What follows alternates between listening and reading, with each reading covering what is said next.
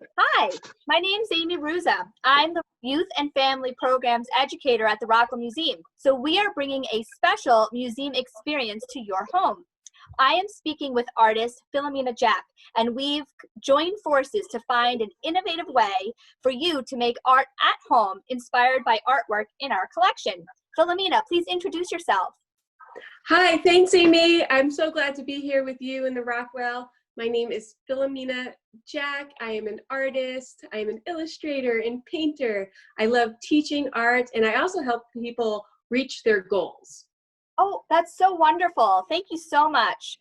Well, this year at the Rockwell, we have a 2020 programming theme, Advancing Women. And for this theme, we're putting women artists in the spotlight to respond to inequality of representation of women in art museums.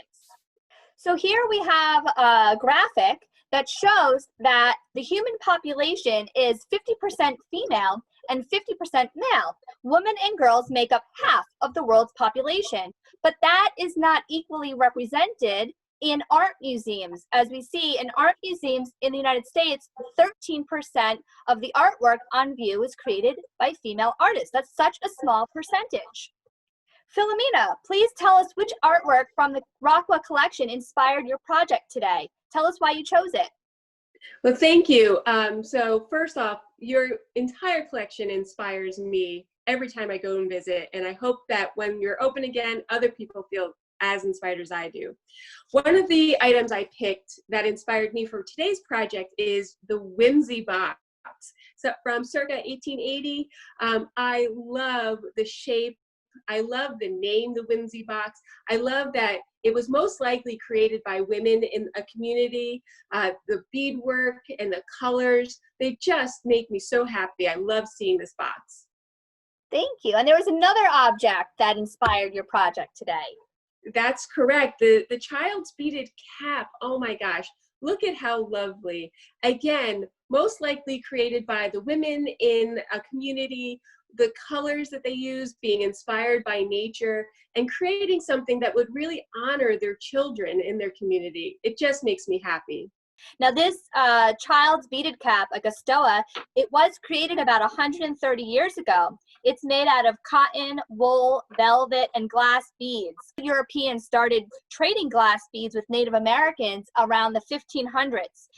And you know, around this time, or before the 1500s, beads were made out of natural materials such as bones, pebbles, animal teeth, wood shells, and anything else found where you would live.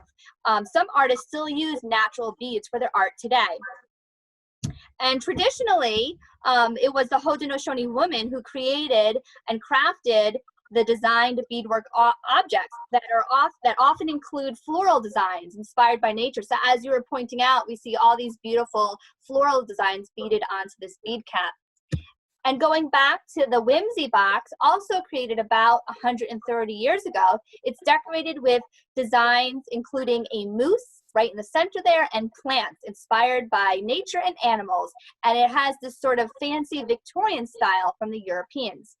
Women had to run and manage their own businesses and trade with all different people to get a variety of types of beads and to sell their work. They had to advocate or stand up for themselves to make their living. It's pretty incredible. I am now going to turn it over to Filomena, who is going to share a beaded flower wand project inspired by the Haudenosaunee beadwork in the museum. We're going to work on our beaded wand project. And first I'd like to show you what comes in your kit. So you're going to get this plastic bag. And if you weren't able to pick up a kit at the museum, you probably have some of these materials at home. You'll receive your pipe cleaners. And here you can see I have 5 orange ones and 1 yellow one. I'm going to put this yellow one to the side because I want to remember not to cut it. But the 5 here we are going to cut, and then you're going to receive a bunch of lovely beads. I've poured some out into a bowl here, but you're going to receive some beads. You're going to receive a couple of gemstones. And please be careful. If you have some smaller children in your house, so maybe cousins come to visit, or you have siblings, or you have a naughty cat that likes to chew on things, Please be careful that no one puts any of these items in their mouth. And of course, our paper straw. So these are the items that will be in your kit. And again, if you weren't able to pick up a kit, don't worry. I'm sure you can still do this with the items you have on hand. So we're going to start by cutting our pipe cleaners in half. So pipe cleaners come at this length. When you bend it in half and cut it, you'll have 2 pipe cleaners. It's magic. And this is a good time to practice your math skills. Maybe you're learning about fractions. And again, I'm being careful not to make my fingers get poked with any of the wires. And if you don't cut it perfectly in half, that is just fine. Don't worry. Okay. All right. And I am just recognizing that we have more pipe cleaners than we actually need. How lucky are we? We probably make a couple of, we can make a couple of wands out of that. Okay.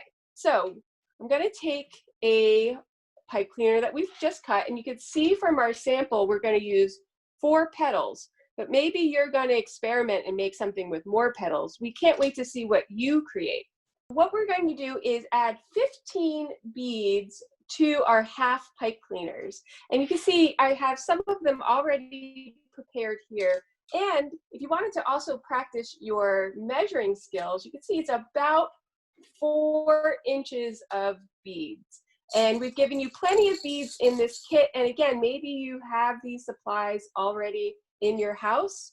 And I'm using a random pattern today.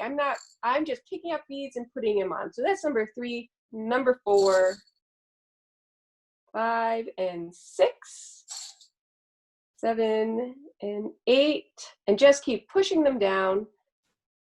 And if you're worried about them falling off the other end, you could put a little hook into your pipe cleaner so they don't fall all over the floor. So 2, 4, 6, 8, 9 and 10. And so that's number 10. So I have 5 more. 11, 12, 13, 14, and 15. So 15 beads each on 4 of the half pipe cleaners. This is the fun part. This is where it becomes like a sculpture project. So we've done math, now we're doing sculpture, we've done history. This is a fun project. So we're taking our half pipe cleaner with our beads, folding that in half again, and then we're going to twist these ends so that the beads stay in place, and I've made a petal shape. And again, we're being careful about these pokey bits that might be at the end. I think it also looks like a fish. Okay, so then we'll do that 4 times, and because you have extra pipe cleaners and potentially extra beads, you could make this with maybe 5 petals, but for today, we're going to keep to the 4 petals. Twist and twist. And I like when it comes out random like this. It's fun to make a pattern, but random makes me smile as well. So now we hold 2 of the petals together and sort of twist all those pipe cleaners together. I've got 2. Maybe it looks like bunny ears. And then I could add the 3rd one. Whoop! And twist those together. And the 5th one, 4th one, let's count correctly. And 4th petal, but you could add 5 petals if you wanted. Okay, so because I have these extra pipe cleaners, I think I'm going to take one of the pipe cleaners here and just twist it around the center to really make my flower a little more sturdy. I'm growing flowers in my garden right now, so I like thinking about flowers a lot. Okay, so there we have our 4 petals, pretty snazzy. So now's our time to take our long one, the one that we didn't cut. And if you made a mistake and accidentally did cut it, don't worry. You could take 2 of your halves, twist these together again, and get a full pipe cleaner. It's magic. But if you remember to not cut your long one, take your long one and take an edge, an end, and wrap it around. Fun. And now this is the super exciting part. We put the long pipe cleaner into our paper straw. And just take your time, just keep feeding it down the straw until the pipe cleaner comes out the other end. Then if I pull a little bit, not too hard on your pipe cleaner, just pull a little bit. I get this extra pipe cleaner at the end, which I can bend up, or I could snip this off. Okay, so we're almost finished. We're going to take one of our other half pipe cleaners and we're going to roll it into a spiral. So this may take a little practice. Again, this is sort of like sculpture. But just think like of a piggy's tail wrapping up, or a galaxy wrapping up on itself. So we have our spiral. We're going to take some of our glue. We're going to take our spiral, put it on top. That kind of makes everything look nice and tidy. And then you take one of your gemstones, and this has a backing that has a sticker on it that will adhere, or means get stuck to your spiral. But I'm going to add a little glue as well. We're calling that insurance.